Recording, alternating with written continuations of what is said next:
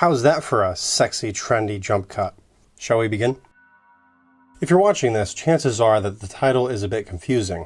You may be wondering, if you're running a spiritual philosophy channel, isn't the point to be more loving, more compassionate? What's all this about life being warfare? And here's where we need to be a bit more nuanced. Speaking realistically, even if you are the world's biggest hippie, just wanting to love everyone and play in a drum circle all day while smoking a doobie, the reality is that not everyone on planet Earth is like this. It's fair to say that the vast majority of people on Earth are not like this. Occasionally, you may even encounter narcissists, sociopaths, and downright self-interested pricks who will sabotage your every move to achieve their own ends. Just because you are loving, and good for you, we could always use more loving people doing noble, heroic deeds, does not mean that you need to be stepped on in order to be effective at achieving your noble aims. To be effective, you need power, and to acquire power requires strategy. Now, your objection may be that you don't intend to be a general or enlist in the army. I'm with you. I don't either. So how do we apply what we're going to learn to something practical? I'm a practical guy, so don't let all the theory that I've devoured fool you. I encourage you to occasionally pause with the examples and principles and take notes and reflect on how they can be applied to your circumstances. With that said, let us begin by examining a classic on the subject of warfare. And that classic is none other than The Art of War by Sun Tzu.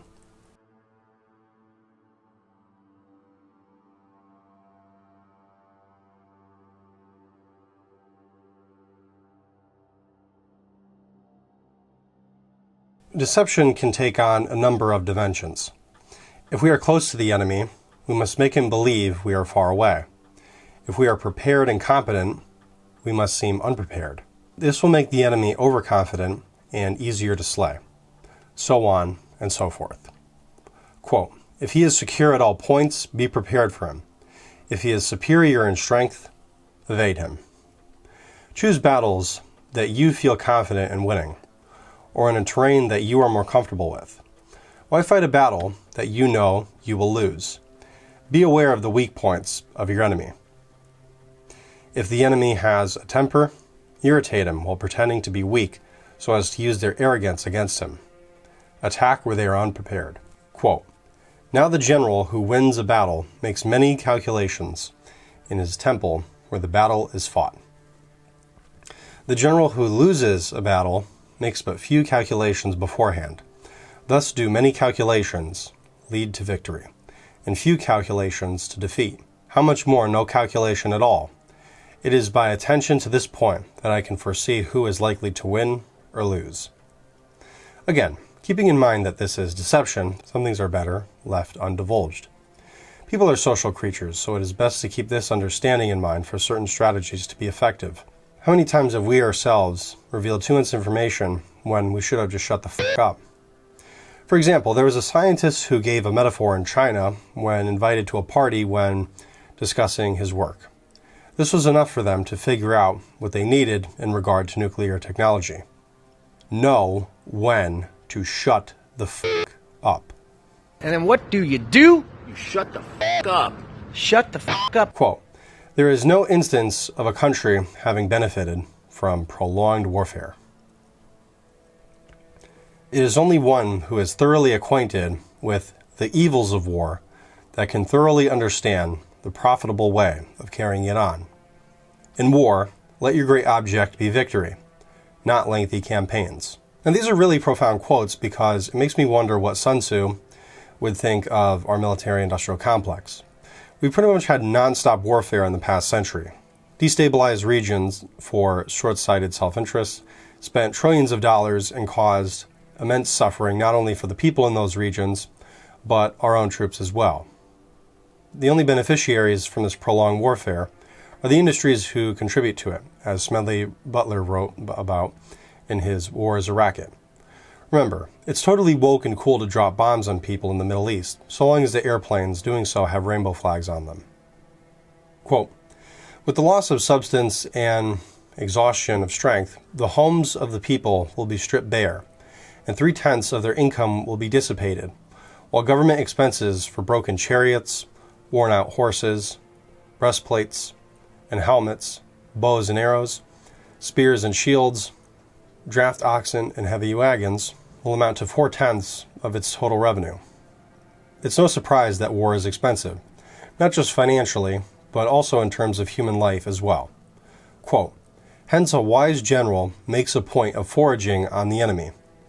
One cartload of the enemy's provisions is equivalent of 20 of one's own, and likewise a single pickup of his provender is equivalent to 20 from one's own store." This is pretty straightforward. Use the resources of your enemy so that you don't have to exhaust your own. Sun Tzu also said that in the art of warfare, it is best to take over the country, but whole and intact. He also had the same attitude of armies, that they should be recaptured instead of destroyed.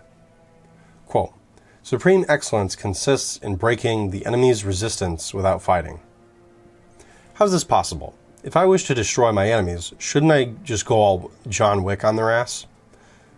Well, that is certainly one strategy, if you're Keanu Reeves, but chances are you are not.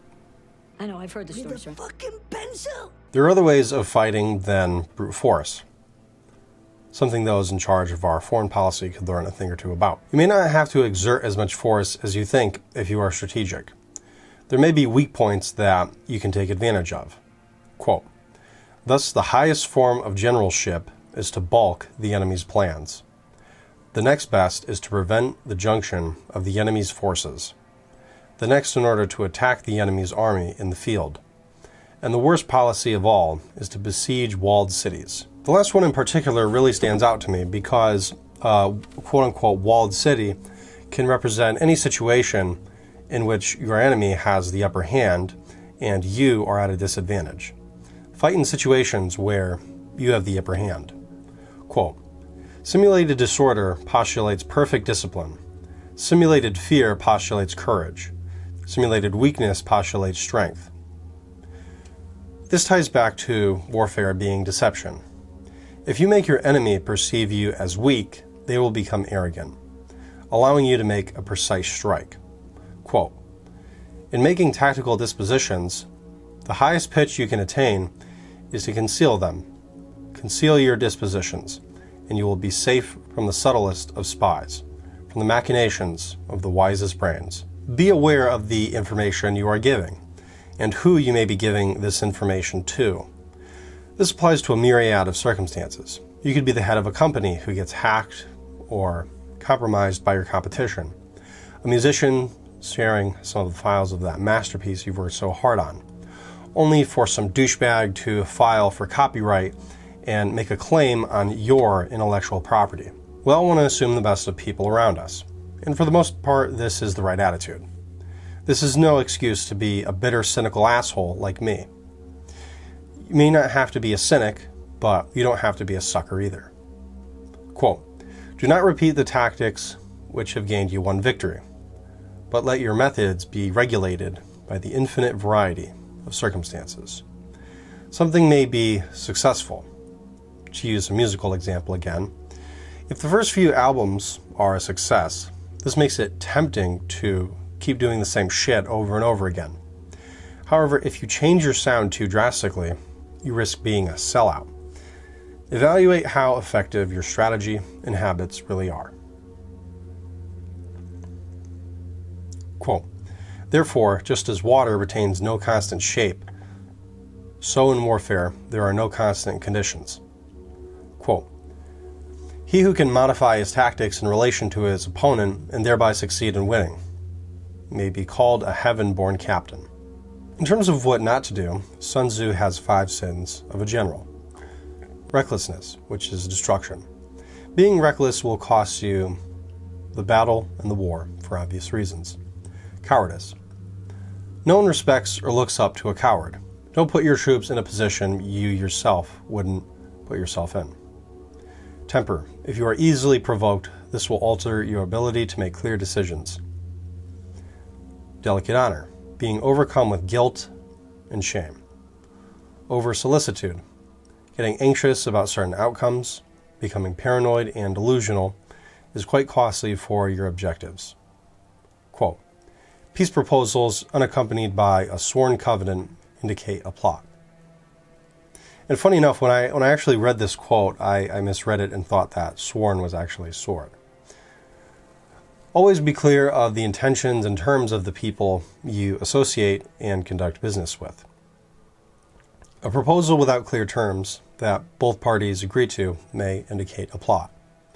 Quote, if fighting is sure to result in victory, then you must fight, even though the ruler forbid it.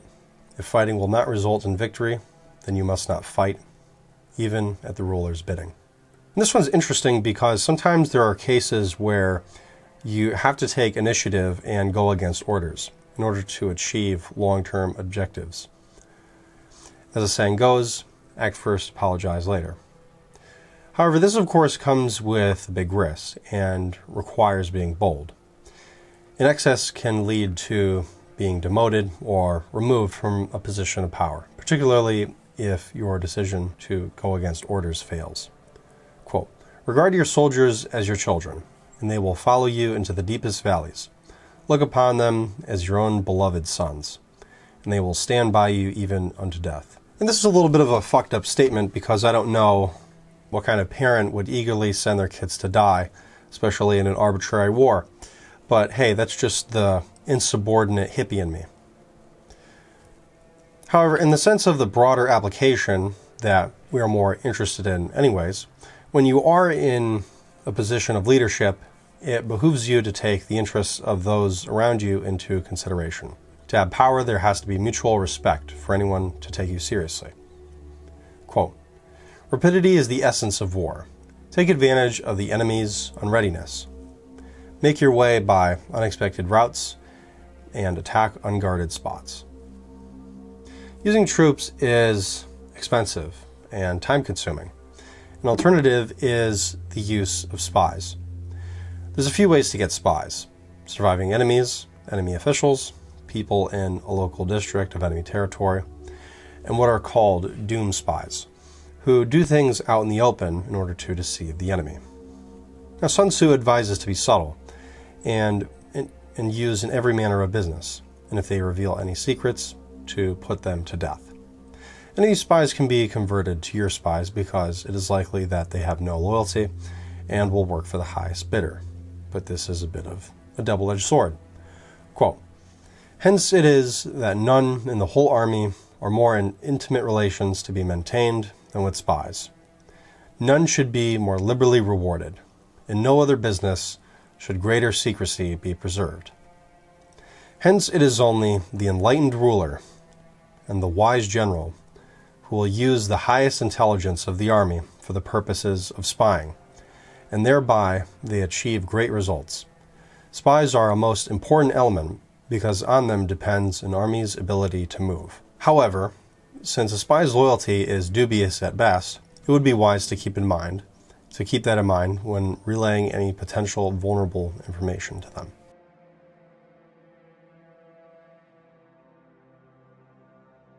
Quote, your mind is the starting point of all war and strategy. A mind that is easily overwhelmed by emotion, that is rooted in the past instead of the present, that cannot see the world with clarity and urgency, will create strategies that will always miss the mark. To become a true strategist, you must take 3 steps. First, become aware of the weakness and illness that can take hold of the mind, warping its strategic powers. Second, declare a kind of war on yourself to make yourself move forward. Third, wage ruthless and continual battle on the enemies within you by applying certain strategies. Before directing strategy externally, it must be directed internally. This is a theme through all of Robert Greene's books. In life, sometimes we are just dealt a really f***ing shitty hand. Just abysmally f***ing shitty. We can blame other people, circumstances, institutions, and even society or the world. However, as abysmally f***y as the world can be at times, it is upon us to navigate our way out of these circumstances to become successful with whatever endeavor we are trying to accomplish. Quote, think of yourself as about to go into battle. Everything depends on your frame of mind and how you look at the world. A shift of perspective can transform you from a passive and confused mercenary to a motivated and creative fighter. Have a defined target. I'm sure that's not very hard to find given how frustrating people can be. You can also declare war in an abstract sense, on stupidity, unfairness, etc. Some scientists say that the major building block of the universe is hydrogen because it's the most plentiful element, but my theory is that the universe is made out of stupidity because it is more plentiful than hydrogen. And since it's more plentiful, then why shouldn't we talk about it? Declaring war and being polarizing can be quite effective in the media and politics, for instance. Just look at any drama between YouTubers and how people just fucking eat it up like ice cream. Now, part of my manic tinfoil hat brain wonders if there even is any YouTube drama. If it's all just a show for the viewership. It's all for the views, I'm telling you. The CIA trained them to do it. Or they probably just read Robert Greene like I do, if that. An example of polarization is Margaret Thatcher, who was a woman and middle class. And this made it difficult for her to run in politics at the time because she wasn't a part of the old boys club. From the point of view of the established conservative politicians, who the hell is this middle-class housewife to rise up to power? When someone is an outsider, it is tempting to become an insider. However, if Thatcher behaved like the men around her, she would be replaced by another man. Instead, she stood her ground. By declaring war on the socialists, the Wets, men in the Conservative Party who opposed her, and Argentinians, Thatcher's image came across as determined, powerful, and self-sacrificing. We may seek to get along with other people by compromising. However, the danger with this is that we compromise who we are. Quote, "Do not worry about antagonizing people. Without antagonism, there is no battle. And without battle, there is no chase of victory. Do not be lured by the need to be liked. Better to be respected, even feared. Victory over your enemies will bring you a lasting popularity." An idea, a network, or organization can seem too nebulous to declare war upon.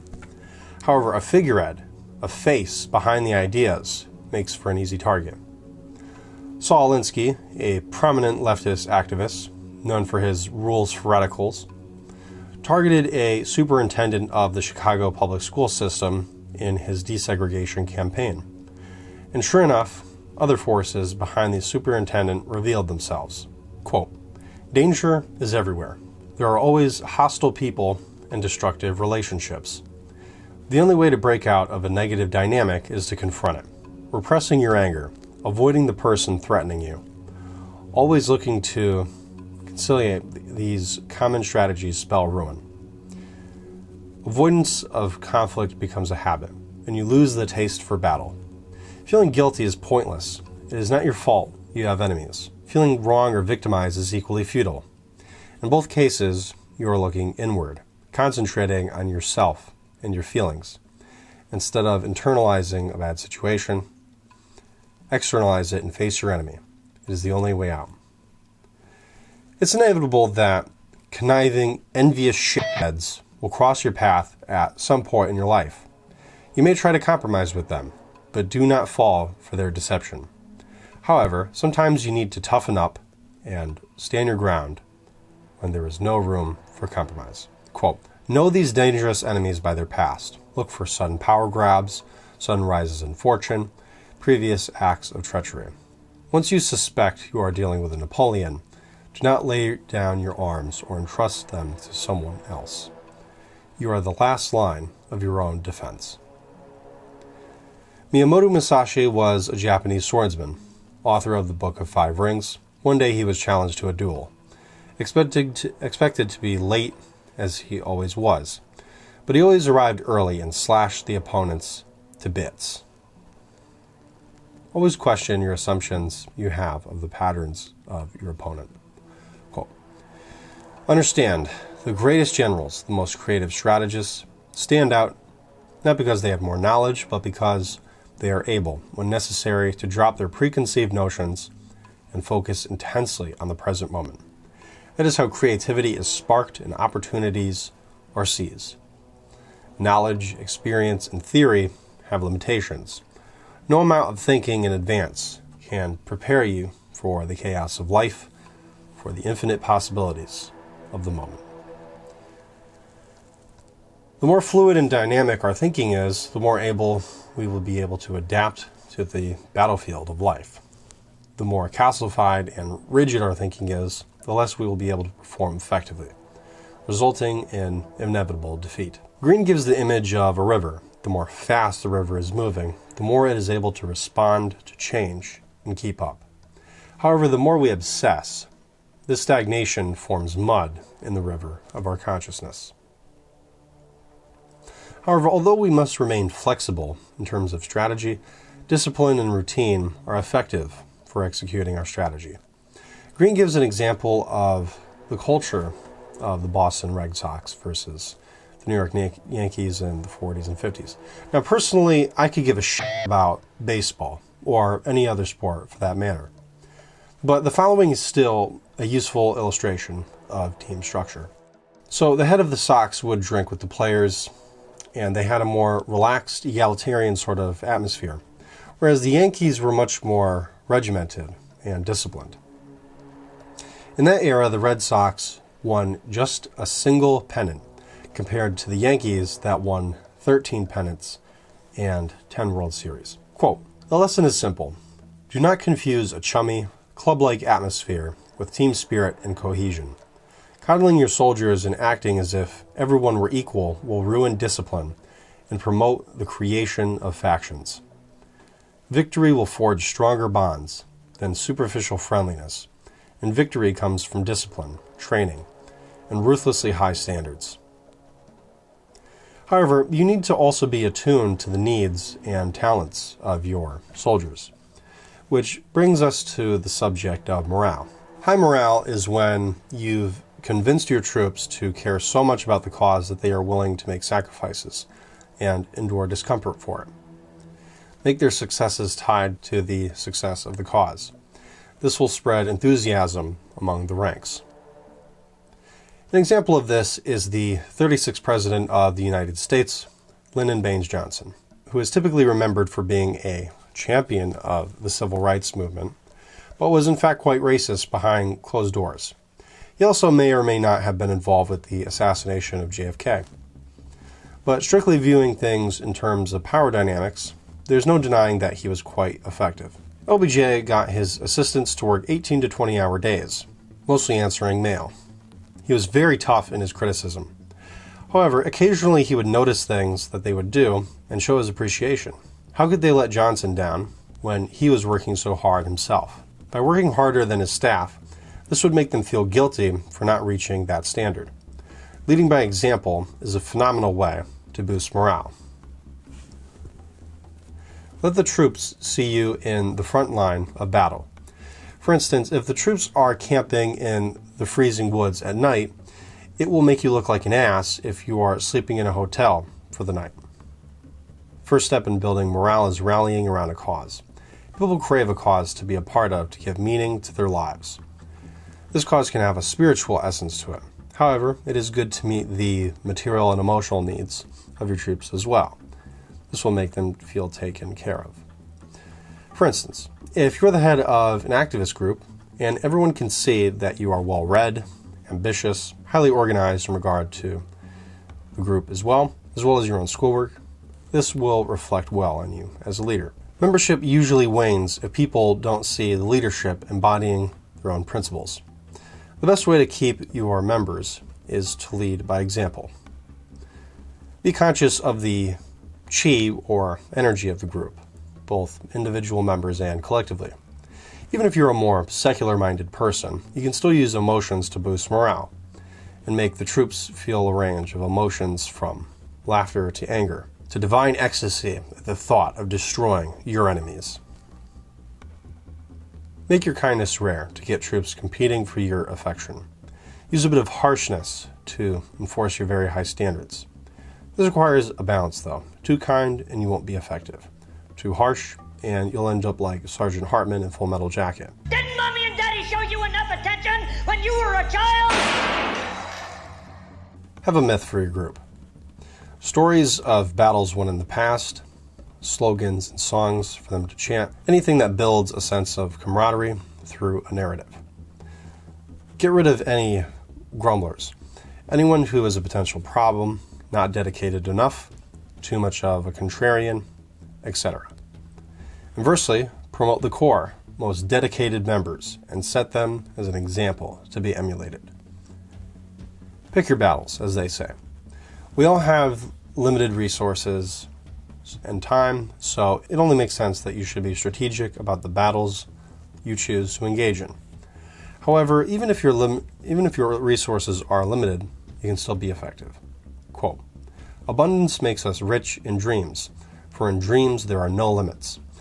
But it makes us poor in reality. It makes us soft and decadent, bored with what we have, and in need of constant shocks to remind us that we are alive." People who live in poverty are inventive by necessity. They are aware of their limitations and living within their means. However, living in a wealthier society with its benefits, one of which being the ability to sip on a Starbucks whenever one wishes, it can make us believe that anything is possible and that we will never die.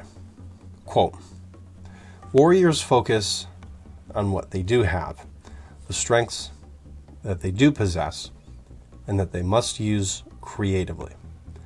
Knowing when to slow down, to renew, to retrench, they outlast their opponents. They play for the long term. In life, you must be a warrior. War requires realism." End quote.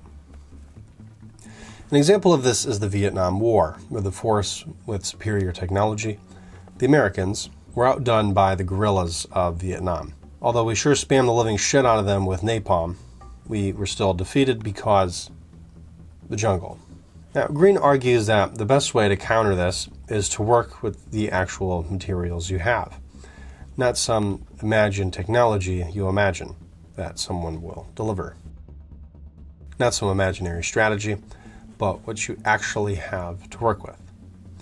As Pablo Picasso once said, even if you are wealthy, it is better to act poor because you will be more inventive, and as we all know from the Titanic, more fun. However, this is not to be mistaken for stinginess, which is also quite costly for warfare. It is best to find the golden mean for the circumstance. You also can't calculate everything. For instance, take Frazier and Ali, who fought in 71, 74, and 75. Frazier won the first, Ali the second, but both weren't satisfied with the results. So they fought again in 1975, and Ali won. But these three fights shortened their careers. The lesson of this is that you shouldn't keep going for the sake of pride and your ego, but to keep your long-term goals and objectives in mind. Quote, "Oddly enough, knowing your limits will expand your limits. Getting the most out of what you have will let you have more. Although you may feel overwhelmed by the forces of your enemy when they are coherent, when broken down into its components, it becomes easier to defeat. This is the classic divide and conquer strategy. As humans, our survival has depended on our ability to form groups. Over time, these groups evolve to become more complex and sophisticated. The more coherent and structured a group is, the more competent in battle. Inversely, the more disorganized a group is, the easier it will be for you to defeat them. Therefore, before attacking, it is most beneficial to divide your enemy first. The samurai Miyamoto Musashi defeated entire groups of warriors on several occasions. To most, this would make them hesitate or become overly cocky, both being equally fatal. Musashi would instead position himself where they would form a line, take up the first, and proceed to break up the group into smaller clusters. So he would kill them off one by one. When faced with an enemy, we must ask ourselves how to break it up into smaller, more easily deferrable clusters. Take, for instance, I am not a crook, Nixon, who drove a wedge between the working class and the Democratic Party. Republicans have been using this tactic ever since. I'll burn 'em like those hippies burn our flag. Although Hollywood and the film business appear to espouse liberal ideals, it is far from it in its operations. Alfred Hitchcock faced adversaries of all kinds, actors, writers, etc., all of whom would rather show off than take the quality of the film into consideration. This is very unsurprising because Hollywood. To solve this, however, he used the divide and conquer strategy. He was involved in every aspect of production, so no matter the role that anyone took in the production team, all roads led to Hitchcock. People may form factions, particularly in a production setting. They may think themselves experts in that faction, trying to hide bits and pieces from you. Being involved in all aspects prevents this. They are involved in a small aspect.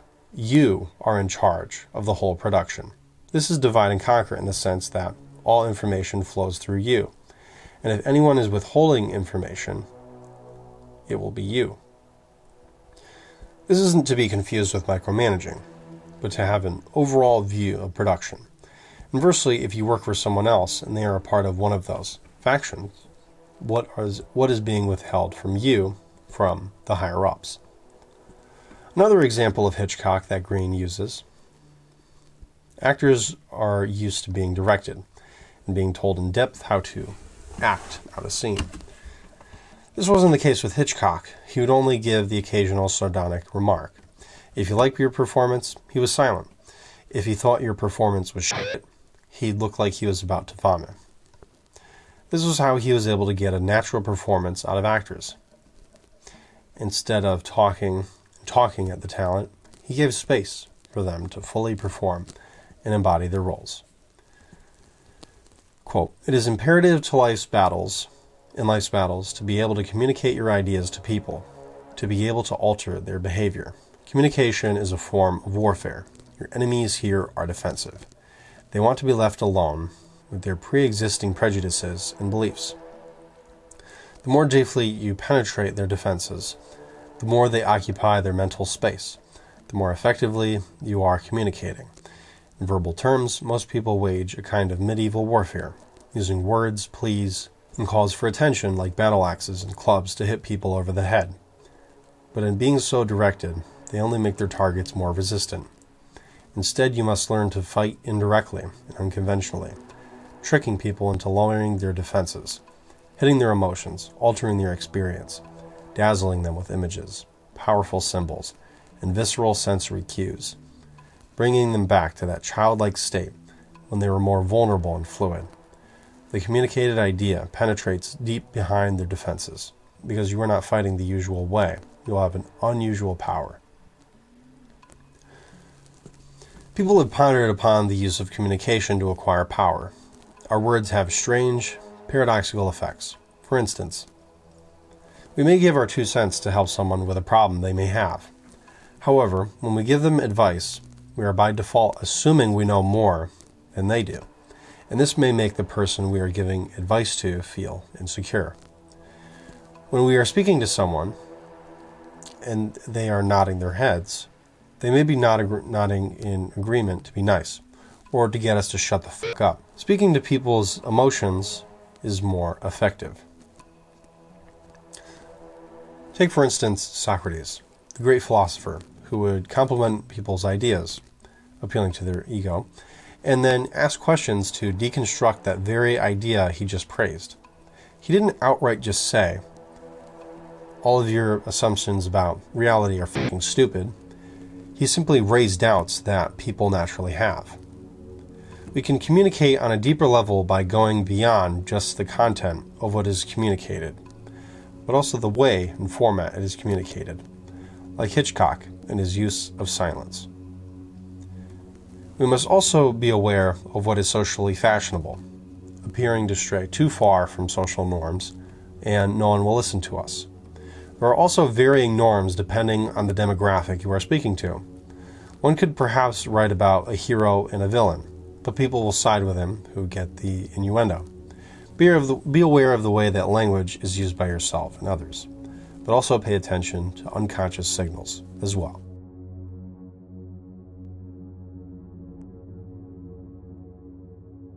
For this video, I've also picked Thick Face, Black Heart, which is really great read if you're interested in learning about how to Stand up for yourself in business, relationship, and life from an Eastern perspective. There's a chapter in Thick Face which is paradoxically called Deception Without Deceit. In our day-to-day lives, we consider deception to be wrong. And of course, this makes sense at first glance. However, nothing is black and white. We not only deceive others, but we also deceive ourselves. We also deceive ourselves about not deceiving ourselves or others. However, like many tools at our disposal, the use of deception depends upon the person using it. For instance, Abraham Lincoln was never open about freeing the slaves in his early political career.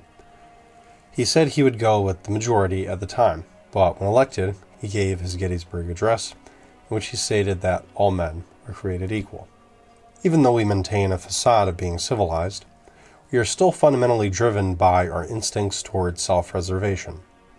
There is always some kind of exchange of benefits in any relationship, be it social, romantic, business, or otherwise. As Tai Gong Wang is quoted as saying, quote, "When benefits are mutual, then cooperation will follow." This can be quite a utilitarian way of looking at things, but we must admit to ourselves that we usually won't do something unless it has some kind of benefit for us. Quote, "The reality of living is that you live your life with your heart and your wallet exposed. You will be willing and prepared to be hurt and lose your wallet as well. The saint walks on the street with a wallet. The thief sees no saint, but a wallet. To the thief, the wallet is essential for his survival. To whom the wallet belongs is essential." Quote, "The reality of this world is that thieves and robbers exist. In your world and mine, they don't just take your wallet. Worse yet, they will rob you of your faith and belief in the goodness of mankind and leave you bitter inside. Thus, it is essential to acknowledge the existence of brutality and shield yourself from harm with thick face, while using the spear of black heart to wage unavoidable battles. As the saying goes, nice guys finish last. When we are too agreeable, this may be an invitation for others to take advantage of us." Quote, "If you don't stand up for what is rightfully yours, nobody else will. Even when you do stand up for your rights, many people will attempt to intimidate you. They will wish to take you down a notch and deflate you, so that you won't obstruct their forward motion. A Zen master once told his students that existence is unconditional love, because the universe is made of the substance of none other than the Creator itself. One of his students, ecstatic from this insight, declared that he should respect all creatures.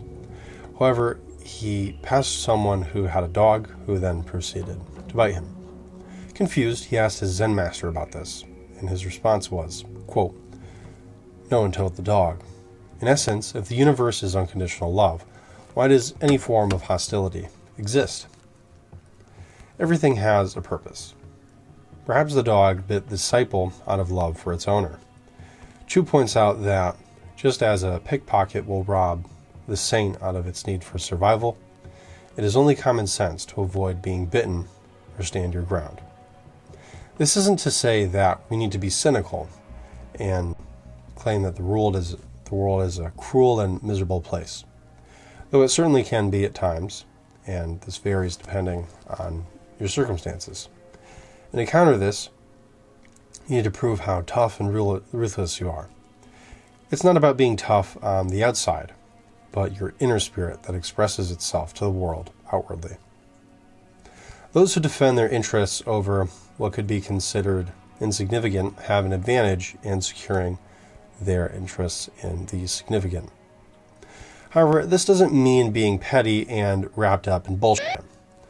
When you stand your ground, when in smaller, easier circumstances, it won't be as difficult to do so in high-stakes situations. It also means, when being generous, to do so of your own free will, and not just because you feel obligated to do so. Quote, "It is very difficult and frustrating to know where to draw the fine line of protecting your own interests versus trusting the higher and noble nature of another human being. Many of us struggle with yielding, particularly in the West. In the thick-face philosophy, we may realize that we've been taken advantage of. And so we go the opposite extreme of being aggressive and confrontational. However, from a strategic point of view, this is equally futile because no one wants to collaborate with a confrontational asshole. There is, in fact, the middle way. Now, in Eastern philosophy, the middle way isn't just the dead center between two extremes, but everything inside of that spectrum. You can yield externally while being mindful of your long-term objectives internally. This kind of philosophy applies not only to tough negotiations in business, but fighting for peace as well. The 5 years Gandhi spent in prison gave him enough time to study the Bhagavad Gita, where Krishna tells Arjuna that he must fulfill his duty and without desire or passion. This gave Gandhi his sense of inner resolve that he is known for. To those who thought Gandhi was passive or a coward, he responded, quote, "Most think nonviolence is not to fight. On the contrary, nonviolence is the strongest power. It conquers the power of violence. My creed of nonviolence is an extremely active force. It has no room for cowardice or even weakness. There is hope for a violent man to someday become nonviolent, but there is no hope for a coward." His methods of nonviolence showed the world the true nature of British imperialism. There are indeed peaceful methods of warfare in order to achieve your objectives. Quote, "You are unable to stop others from attempting to take unfair advantage of you. You will therefore have to be ready with all your faculties to defend your interests at any time against the ruthless and cunning. As one strives to be a just and noble individual, it is necessary to master the art of self-defense. A perfect lover is also a perfect warrior. A thick-faced, black-heart practitioner knows that in order to be tough with others, you first have to be even tougher with yourself and learn how to discipline your thoughts and your actions. Whether you are resisting or yielding, in pain or pleasure, in relaxation or effort, you must never lose sight of your intended target. The killer instinct can be a force of good or evil in the world. Chu gives an example of Middle Eastern terrorists who took Russian personnel hostage. The KGB proceeded to kidnap relatives of the terrorists, cut off their body parts, and send it to terrorists, along with a note saying their wives and children would be next if the personnel were not immediately released. They were, of course, released immediately, and we can assume the Russians were not fucked with for a while. Moral of the story is, don't fuck with the Russians. You know, although the tinfoil hat in me just makes me wonder if they use body parts of people who are already dead just to scare them. In capitalist countries like America, the killer instinct manifests itself in the financial world. You got that killer instinct. Some are motivated by greed. This greed, when combined with their social standing and killer instinct, makes for an almost unbeatable combination. Quote, "In this country, wealth bestows a halo of dignity on those who possess it, and they are placed in the esteemed company of the most respectable entrepreneurs and dignitaries. Even though they may acquire this through wealth by unconsciously robbing millions from the faceless public and leading many to their financial death, as long as they appear respectable and are not caught in the process, we Americans deify them." Quote, "It is sad but true that one who possesses and is willing to use a perfect killer instinct was, and always will be a bankable commodity. Although the killer instinct is used by the greedy and ill-intentioned, it can still be of enormous benefit for anyone with their objectives. The ability to generate income is essential for any entrepreneur. Quote, "Whenever I walk among to other people, it does not matter their social status and accomplishments. At least one of them will be able to teach me knowledge that I do not possess."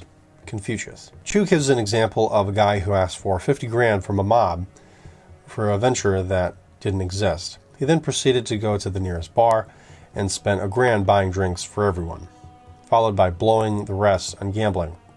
The mob, pissed off, wanted to know where the their money went.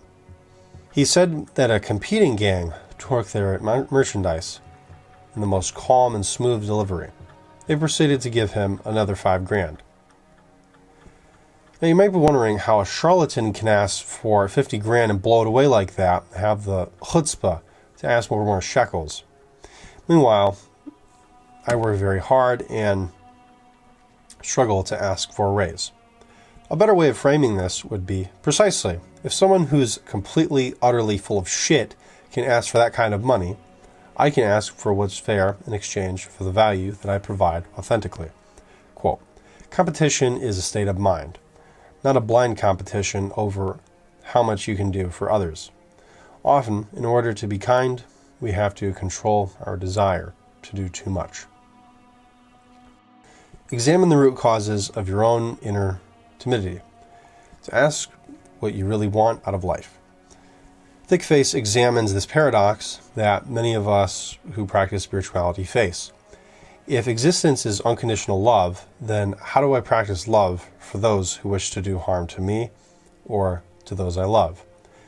To answer this question, I will read one final quote from Thickface.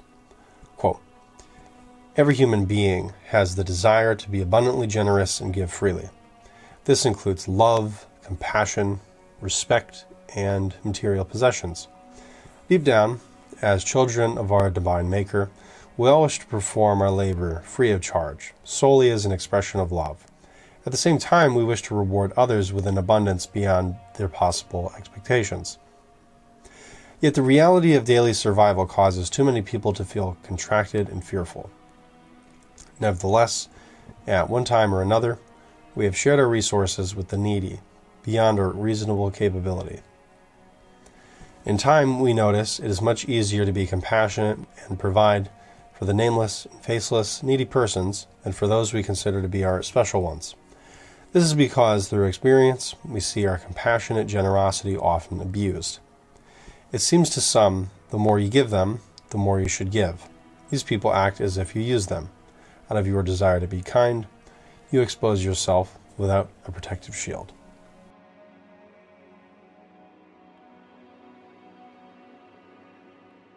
As the story goes, a prince named Arjuna has to fight his kinsman. Depressed, crying, and full of compassion, Krishna then appears.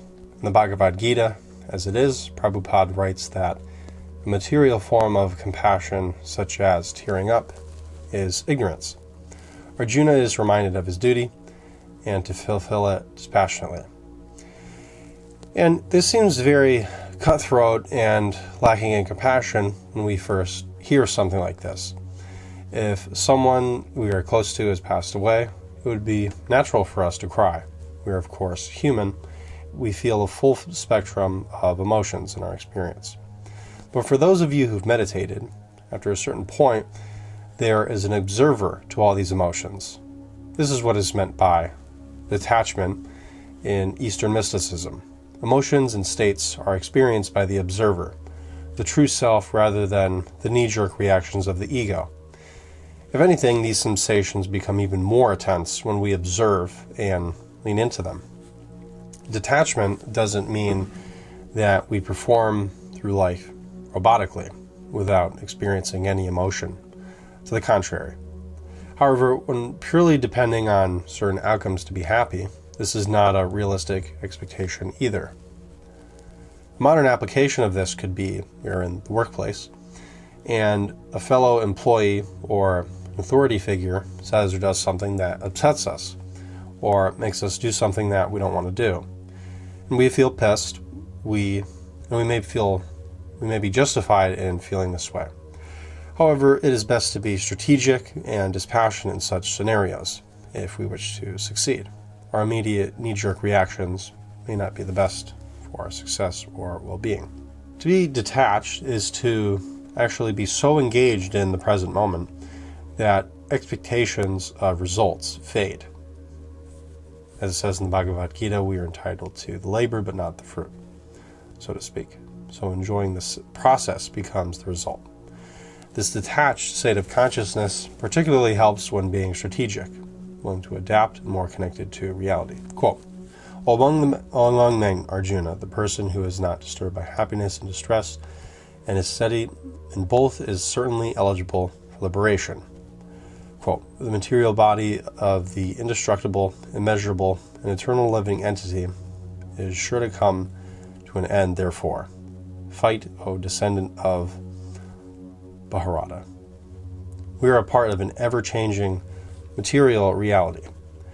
Our existence is temporary. We may live to be 100 years, or we may die tomorrow. Since our time here flies by so fast, we are obligated to fight in the struggle of life. This is why the killer instinct, as previously mentioned, is so critical. So start that business, acquire skills, get into the best shape, get into relationships, become successful, etc. By the way, it is also worth noting that the Bhagavad Gita as it is, translation and commentary by Prabhupada, is from an ascetic perspective. And they are quite big on detachment in a more literal way. Whereas the Tantric perspective doesn't see being involved in existence as antithetical to liberation.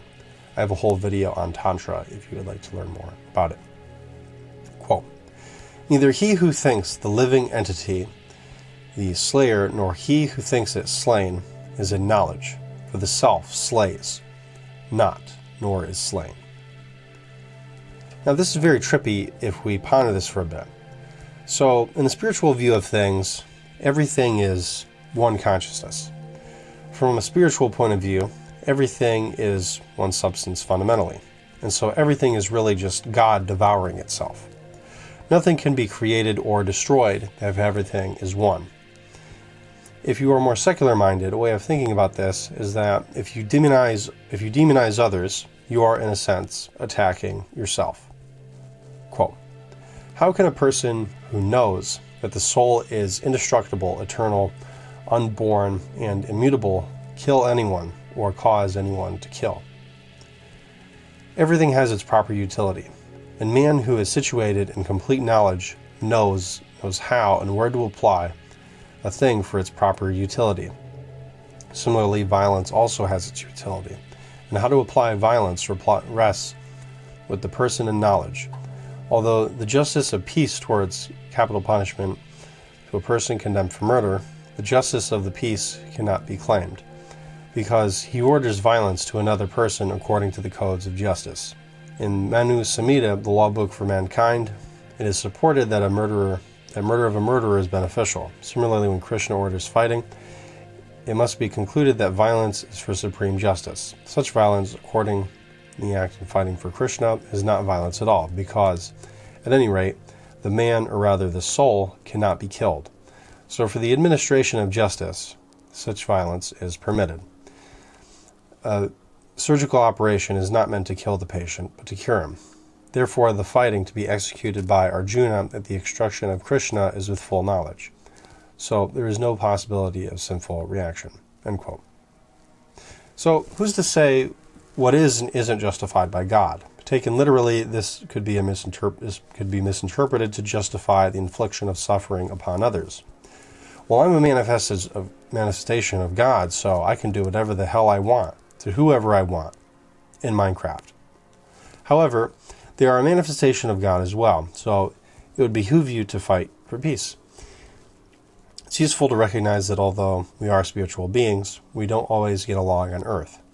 We are at war with ourselves. Quote, one has to take birth according to one's activities of life. And after finishing one term of activities, one has to die to take birth for the next. In this way, one is going through one cycle of birth and death after another without liberation. The cycle of birth and death does not, however, support unnecessary murder, slaughter, and war. But at the same time, violence and war are inevitable factors in human society for keeping law and order. Quote, all created beings are unmanifested in their beginning, manifest in their interim state, and unmanifest again when annihilated. So what need is there for lamentation? This is an extremely radical statement for a typical Westerner who subscribes to the typical materialist paradigm. It's radical because we identify so strongly with our physical body, with the country we live in, the experiences we've had, etc. And inversely, if misinterpreted, this statement could potentially be used to justify unethical or immoral behavior. After all, if we are just manifest beings that decay and die, returning to the void, what's stopping me from going on a killing spree out of the nihilistic dread that I feel? In Minecraft, of course. In Hinduism and Eastern philosophy, generally, the material is recognized as transitory. This is true even from a scientific point of view. So because this is the nature of things, the impermanent nature of things, Arjuna may as well perform his duties in this lifetime without feeling internally conflicted about it. Considering your specific duty as a Kshatriya, you should know that there is no better engagement for you than fighting on religious principles, and so there is no need for hesitation. Krishna also reminds Arjuna that if he does not fight, this will be regarded as a sin, and he will lose his reputation as a fighter, as a great fighter. Quote, "Your enemies will describe you in many unkind words and scorn your ability. What could be more painful for you?" Now, what's ironic about this is that Krishna is telling Arjuna to perform his duty, and without ego, but at the same time, he's appealing to his ego in order to fight. Quote, "A person who has given up all desires for sense gratification, who lives free from desires, who has given up all sense of proprietorship and is devoid of false ego, he alone can attain real peace." Quote, "One who is not disturbed in mind even amidst the threefold miseries, or elated when there is happiness, and who is free from attachment, fear, and anger, is called a sage of steady mind."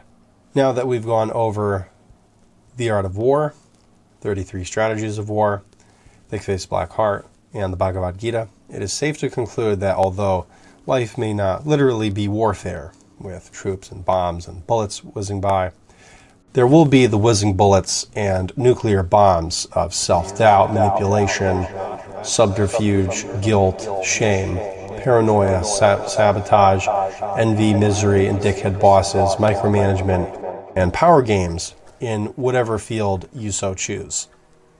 I hope that after watching this video, it will not only help you with standing up for yourself and acquiring success in your goals, but to be effective in fighting for peace, unity, and the raising of consciousness of the planet. That concludes today's video. I am Parker Tebow for Focus Shift Media. Be sure to hit like, subscribe, and to share with a friend for me. If you value our productions, feel free to become a patron, where we're going to release this video uncensored. YouTube will get the video censored, and on Patreon, you won't hear the pinch squeal. You'll also get access to sneak peeks, and early releases of content if you become a patron. Thank you for watching, and may peace be with you.